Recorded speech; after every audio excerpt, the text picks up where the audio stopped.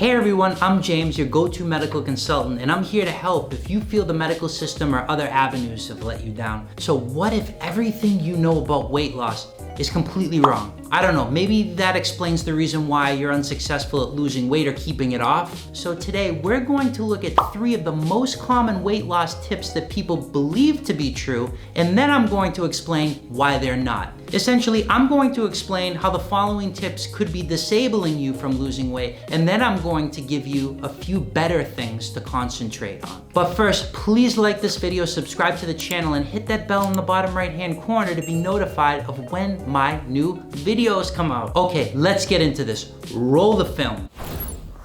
Drink black coffee. This will boost your metabolism. Well, look, caffeine is a stimulant, so it could potentially boost your metabolism. But why I like this statement is because black coffee means that it doesn't have excess calories from sugar, milk, creamer, all of that.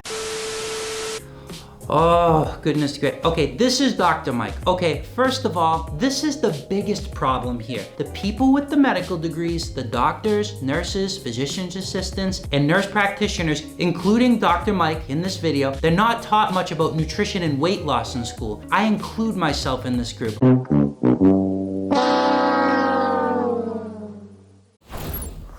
I mean, I couldn't disagree with the fact that caffeine is a stimulant and that it can kind of boost your metabolism, and black coffee has less calories in it. Yes, I mean, that has a weight loss effect to a degree. However, the way I see it, when you consume any diuretic, whether it be caffeine or a medication that we prescribe in the medical system called HCTZ, otherwise known as hydrochlorothiazide, for example, those meds will make you urinate excess minerals, particularly magnesium, and over time, that can cause deficiency. Magnesium deficiency slows down your metabolism big time.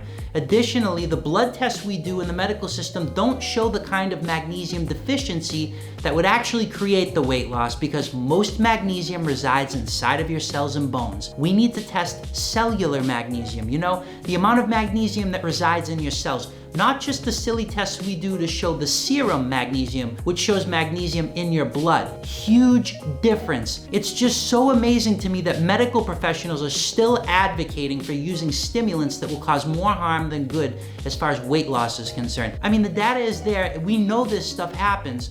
We should be recommending things with lower diuretic properties, like small servings of green tea, low-dose amino acid supplements like L-theanine and arginine you can buy at the vitamin store, not supporting the massive load of caffeine most Americans consume. And we are the most obese population on the face of this planet. Come on, guys. We as medical professionals need to do better. You too, Dr. Mike. Anyways, moving on. Roll the next one. The first tip is to cut back on added sugar. Now I'm talking about added sugar and not natural sugar found in whole fruits and vegetables. I'm talking about sugar like white sugar, high fructose corn syrup, maple syrup, honey, fruit juice, as well as coconut sugar. These are all added sugars. Guys, okay. Oh my goodness, Rhea. No, God! No, God, please, no! Okay, this is Rhea. She has a background in nutrition and food engineering. This is just baffling to me. You know, I couldn't disagree with the fact that we need to cut back on sugar. But then she said, I'm not talking about natural sugars from fruits and vegetables though. That is absurd, okay? Sugar is sugar no matter the source. Eating 30 grams of sugar from an apple or a candy bar still spikes your blood sugar levels the same way. When your blood sugar is higher and goes up and down, kind of like what happens to the reaction to any kind of sugar, it is impossible to lose weight. This is why many diabetic people are heavy and cannot lose the weight, guys. This is what you should do instead. Fruit only twice a week. Also, eat very low sugar fruits like raspberries and small peaches. Concentrate on foods with higher fiber content. Okay, let's check out the next video. And speaking of bread, what about going gluten-free to lose weight?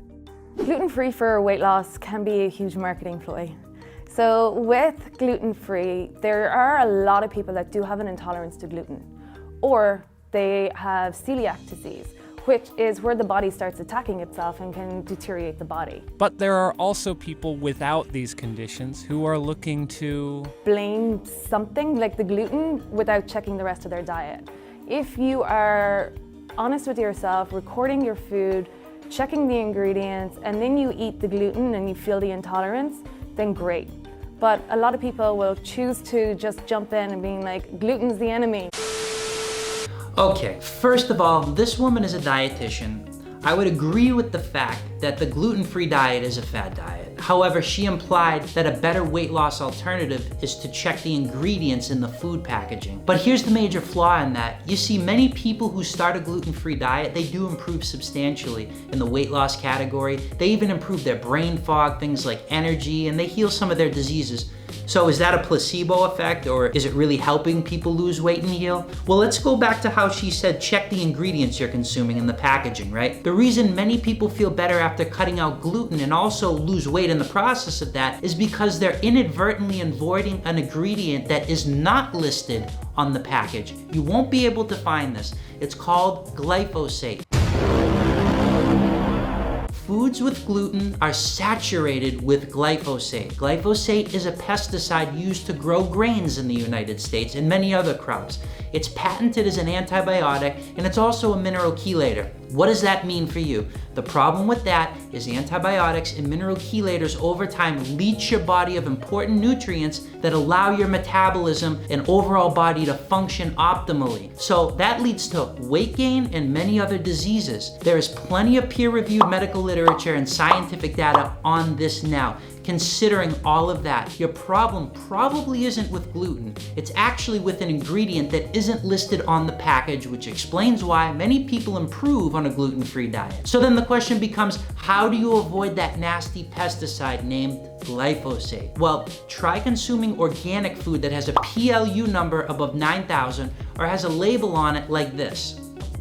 I mean, you could cut out grains or reduce them, but there are many vital nutrients in grains that your body needs. To sum it up, the evidence clearly suggests not a gluten-free diet, but a reduced glyphosate diet would work best in the long term. So you need to reduce foods with a lot of glyphosate, like grains, rice, bread, pasta, cookies. And yes, that does look a lot like a gluten-free diet because many of the gluten-filled foods are the biggest culprit that have the most glyphosate in them.